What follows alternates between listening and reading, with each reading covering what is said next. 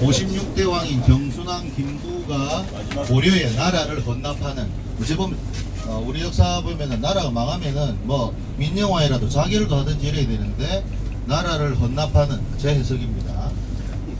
그런 어처구니 없게 56대 천년의 세월을 936년 신라가 망하게 되는 거죠. 이 천년의 제국인데, 이 천년의 제국은 제가 어제 친구도 물어가고 하지만 지금은 경주 들어오는 길이 여러 군데인데, 경부고속도로 박정희가 또 개발을 위해서 세웠던 이 경부고속도로에서 경주를 들어오면 유엔의 교육과학문화기구, 일컬어서 유네스코라고 하는데, 유네스코가 지정한 세계문화유산. 천년의 제국은 세계사를 통틀어 볼 때에 로마 제국이 있었고 비잔티움 제국이 있고 거기에 신라 경주가 있습니다. 그래서 그런 점에서 굉장히 자긍심을 느끼게 하는, 그러나 역사가 오래돼가 자긍심의 그걸 떠나서 그렇게 살아내었다는 그런 점에 있어서 의미가 있지 않나 싶은데, 제가 여기서 이제 조금 제 나름대로 역사관을 좀 깃들이는 것은, 신라가 언제 망했게 언제 생겼게라는 기원전 57년 기원전 18년 이런 것들은 역사가 아닙니다. 그냥 기록이라고 이야기합시다. 근데 이걸 쓰게 된 사람이 언제 때 사람냐, 여러분 아다시피 삼국사기는 김부식이라는 고려 때 사람이 있습니다. 고려는 신라가 망하고 들어섰으니까, 그럼 신라가 언제 들어섰는지 한 1000년 전의 이야기를 썼으니까 자기도 뭔가 기록을 챙겨봐야 되겠죠. 그러니까 그게 오늘날 고고학적인 과학적인 방법에 의한다면 뻥입니다. 신라가 가장 늦게 출범을 하는데, 삼국사기를 쓴 이 김부식이 경주 김씨입니다. 그러니까 우리 동네가 최고라라는 그런 어떤 의식이 충분히 가미되었다고 우리가 추론을 할 수 있는 추론입니다. 그 역사는 여러 가지 것들의 그 사실을 바라보는 시각들, 그런 여러 견해들이 무엇이 보다 더 보편타당한가라는 그런 측면으로 우리가 들어가야 되는 것이고, 오늘 우리가 보게 되는 그 신라 56대 왕 56명의 왕 가운데서 신라 통일을 한 이후에 원성왕릉 괴릉이라고 합니다. 괴자는 우리가 그 고등학교 때 배워봤던 궤도 걸괴자입니다. 봉자 여기에다가 요 하나 마디촌자로 걸괴자, 궤도라는 괴릉인데, 이 임금이 죽고 난 다음에 준비하고 안 한다. 왕릉인데 이전까지 이게 지금 신라 임금은 오늘날 우리는 주소 붙이는 것도 자기 주민등록번호가 있고 될지 몰라도, 이전에는 이런 소유권이나 이런 것들이 왕실이라든지 몇몇 귀족을 제외하고는 이름도 없었습니다. 우리가 아다시 백성이라니 뭡니까? 수많은 사람 일반인들의 성을 붙인 건데 고려 이후에 들어서는 거죠.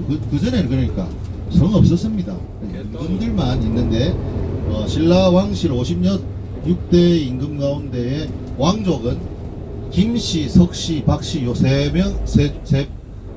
성만 하게 됩니다. 경주 김씨, 경주 박씨, 경주 이씨지요. 그러니까 요 세 명이 돌아가면서 하는데, 이 사람들의 어떤 그 혈족을 중시해서 이걸 우리가 엄마도 왕족이고 아버지도 왕족 된다. 이 뒤에 보면은 자기들끼리 결혼하는데, 요새 재벌들끼리 서고 결혼하는 것처럼 보통 왕족이 박혁거세가 처음 왕을 하지만 유해 가면은 김씨가 워낙 막강한 힘을 갖게 되면서 자기들 둘이서 제휴를 합니다. 그래서 왕비족이 박씨가 되는 거죠. 신라 말기에 가면은 진성여왕 이후에 이제 여왕이 자식이 없다 보니까 이 박씨들이 반란을 일으킵니다. 그래가지고 박씨들이 몇 명이 임금이 되고, 그러다가 다시 경순왕 김부 이름은 나타나 있죠. 되는데, 석탈해라고 이야기는 석씨가 한 서너 명 되고 박씨가 한 17명 되고 나머지는 몰 김씨가 됩니다. 김씨의 왕국이 되는 거죠. 어저께도 내가 그런 이야기를 했는데, 이 낙동강 이남에 사람이 언제부터 살았느냐, 울주 천전리 각석이나 이런 데 가보면 그 이전에 선사시대부터 사람이 살았다고 합니다만, 이 김씨는 우리 어저께도 저녁 때도 그쪽으로 밥 먹으러 갔는데 그 계림이라고 합니다. 김알지의 설화가 얽혀있는데, 이 김씨가 쇠근면이기 때문에 가야의 김수로 왕릉의 김해 김씨하고는 또 다른 종족인데 최근에 여러 고고학적 발굴에 의하면 북방민족이 기마민족이 남쪽으로 침략을 해가지고 침공을 해가지고 기존에 있던 사로 육국과 결합을 했을 가능성이 있다. 이게 역사학계의 거의 정설입니다. 굉장히 타당한 이론이죠. 그러니까 김씨, 쇠금자가 철기를 가진 종족입니다. 어저께 설명을 드렸는데 몇몇 사람들한테 우리 고조선 이야기할 때 신화 속의 단군 조선에서 위만 조선으로 넘어올 때 위만이라는 사람이 훗날 오늘 우리와 같은 민족이라는 것은 문화라든지 언어라든지 이런 측면에서의 공동체를 말하는 것이지, 그죠? 그러니까 우리 집 베트남에 있는 저런 사람 다 몇백 년 살다 보면 우리 민족이 되는 거예요. 왜냐면 임진왜란 때에 아마 몽골 전란으로 한 7, 80년 살다 보면 피가 섞이겠죠. 그러니까 혈족이라는 DNA를 가지고 이야기한다면 아마 동남아, 동북아, 몽골, 중국, 거란 많이 있었을 거예요. 그래서 오늘 우리 좀 제법 21세기에 다문화 사회, 이게 이전에도 몽골이라든지 이런 데는 충분히 가능했던 소리이기 때문에 좀 넓게 민족이라는 개념들이 언어와 문화와 역사를 함께하는 공동체라는 이런 개념이 되었으면 좋겠다는 생각을 하고, 어쨌든 말씀을 이야기하면 위만 조선 같은 경우도 오늘 우리가 가지고 있는 고구려나 신라 이런 복장을 입었던 것 같아요. 그 기록이 나와 있으니까. 그래서 위만이 중국의 철기 문화의 힘을 가지고 청동기 문화였던 고조선 세력을 한 1000년이나 내려서 고조선 세력을 무너뜨리는 거죠.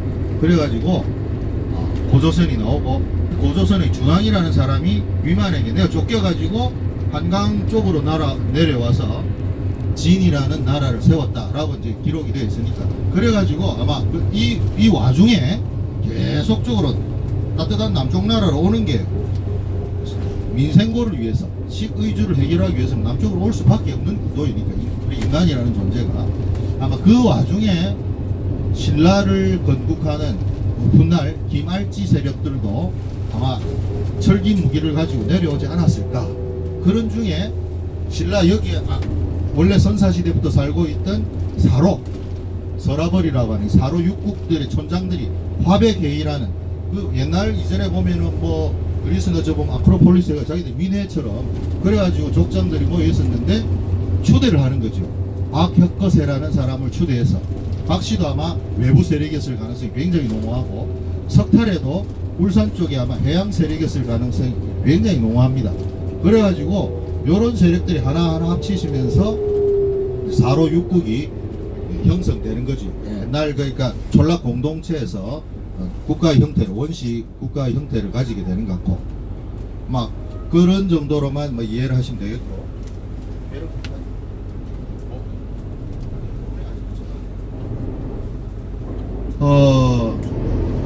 그 신라 56개 왕릉 중에서 지금까지 드러나는 왕릉이 한 40여 개 정도이고, 나머지는 다 추정하는 데가 많습니다.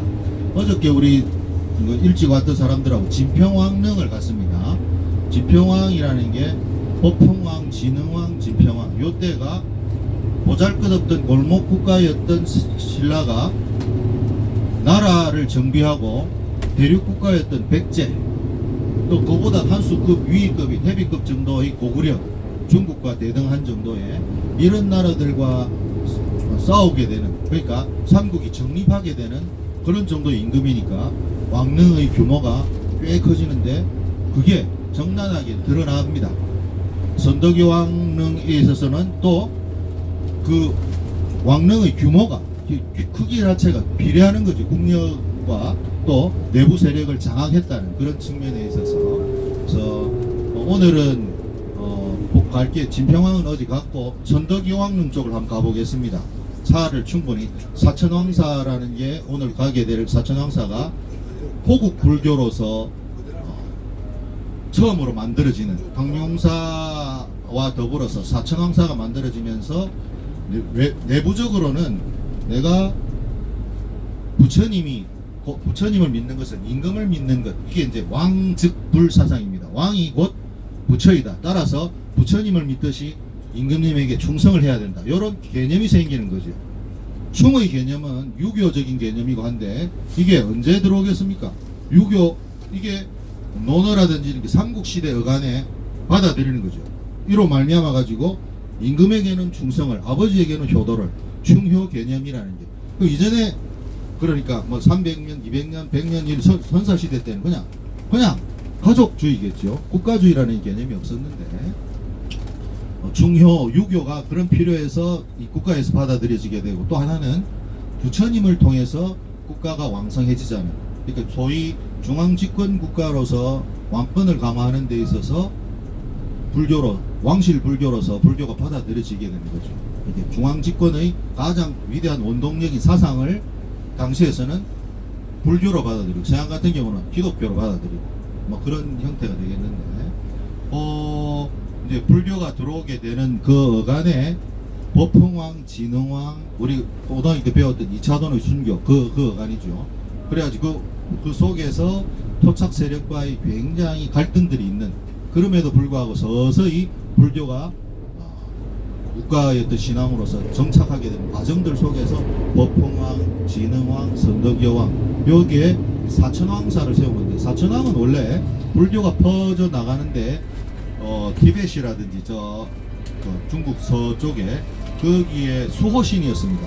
그런데 우리 아다시피 불교가 우리나라에 들어오는 불교가 대승불교라 해가지고 중생을 구제하기 위한 그런 불교로서 펼쳐져 나가는데, 사천왕들이 부처님에게 이제 포용되는 거죠. 그 지역의 사람들이. 그래서 절에 가면 우리가 사천왕상 안 했습니까? 근데 신라시대 때는 사천왕사라는 거, 당시 굉장히 큰 국가에서 엄청난 돈을 들여가지고 세우는 게 선덕여왕, 진덕여왕, 태종, 무열왕이 있는 묘간에 세워지면서 삼국 통일을 완성하는 그런 게 되는 것 같습니다. 그래서 선덕여왕릉을 통해 가지고 신라가 삼국을 통일하게 되는 배경으로서, 선덕여왕 같은 경우는 결혼 안 하거든요. 안 하게 되는 것들은 우리가 여러 가지로 추론할 수 있습니다. 그건 좀 이따가 올라가서 한번 설명해 드릴 것이고, 사천왕사를 배경으로 해가지고 뭐 있었던 그 삼국 통일 간의 이야기들은 나중에 넓은 주차장이, 옛날에는 아주 좁았는데 상상을 초월할 정도로 큰 절이었음이 최근에 발견이 돼가지고, 그 전에는 집들이고 뭐 논밭이었는데 다 사들여서 지금은 주차장이라든지 주춧돌하고 터만 그대로 남아있는데, 제가 20년 30년 전에 여기 즐겨 와가지고 볼 때는 조그만했는데 지금 아마 6배 이상으로 넓어져 있습니다. 그거 한번 보고, 주차장이 있으니까 거기 가고, 또 하나는 맨 처음 갈 때는 울산으로 내려오는 국도에서 차가 어차피 유턴을 해야 되기 때문에 시대순으로 하면은 사천왕사 가고 해야 되는데 할 수 없이 차가 지금 울산 국도로 내려가니까 원성왕릉을 먼저 가서 거기 먼저 보고 시대순을 거슬러서 오겠습니다. 그 속에서 약간의 설명을 하겠습니다만은, 신라를 구분할 때는 아까 말씀드렸던 사로 육국인 시대에서 신라라는 말 자체는 새로울 신자에 두룰라자입니다. 그러니까 지증왕 어간에 내몰왕과 지증왕은 김씨입니다. 그러니까 처음부터 김할지 세력이 임금이 된 게 아니고 계속적으로 아마 알력 관계 있었겠죠. 그러다가 16대 내몰왕 때 되면은 아버지에서 아들 부자 세습이라는 게 형성이 되거든요. 그건 무슨 말이겠습니까? 그만큼 세력이 강해졌다는 소리겠죠. 부자 세습이 되면서 내몰왕 때부터 경순왕 때까지, 그러니까 계속 부자 세습이 이루어지게 됩니다. 그전에는 형제 상속이고, 석탈해 같은 경우는 자기 둘이서 남의 왕하고 이빨을 깎 깨물어 가지고 이빨 수가 많으니까 네가 임금해라. 아마 이거는 아마 지금 우리가 해석할 때는 삼국사기는 그렇게 해석했습니다만, 지금 볼 때 아마 그 두 세력이 싸우는 중에서 한 세력이, 석씨가 처졌겠죠. 박씨 세력이 강한 남의 왕과 유리왕이 먼저 임금이 되고 그 다음에 석탈이가 임금이 되는 뭐 그런 거 있다가, 뒷날은 김씨가 막강한 세력을 갖추게 되는데, 내물왕에서 그다음 지증왕 때에 나라 이름을 사로에서 신라로, 이때 되면 아마 새롭게 재창업을 한다는 그런 의미겠죠. 신라라는 말은 그런 말입니다. 아까 새로울 신자에 두를 낳자. 아마 이 낙동강 여러 지역들을 막강한 힘을 가지고 세력을 장악했기 때문에 신라라고 하고, 이게 놀랍게도 삼국 중에 오늘 우리 뭐 월드컵 U20을 합니다마는 변방인 아시아 세력인 우리나라가 결승전에 진출할 정도 되니까 아마 요럴 정도가 되는 것 같습니다. 당시에 아마 국제 정세를 아마 이야기했으면 당나라, 수나라, 당나라가 천하를 통일하고 있을 때 그 옆에서 껄떡거리는 게 을지문디나 영계소문이나 이런 고구려가 있었을 것이고, 다음에 국제국가였던 백제가 있었을 때 신라라는 나라는 뭐 피파 랭킹 한 100위 정도밖에 안 되는 이런 나라였는데, 놀랍게도 역사라는 게 그렇네요. 신라가 삼국을 통일합니다. 그 과정들을 뭐 나중에 보겠습니다만은, 이 지증왕 어간에 신라가 새로운 힘을 가지면서 강한 힘을 가지고 진출하게 되었는데, 나중에 좀 내려서 원성왕 괴릉을 한번 설명을 좀 하겠습니다. 감사합니다.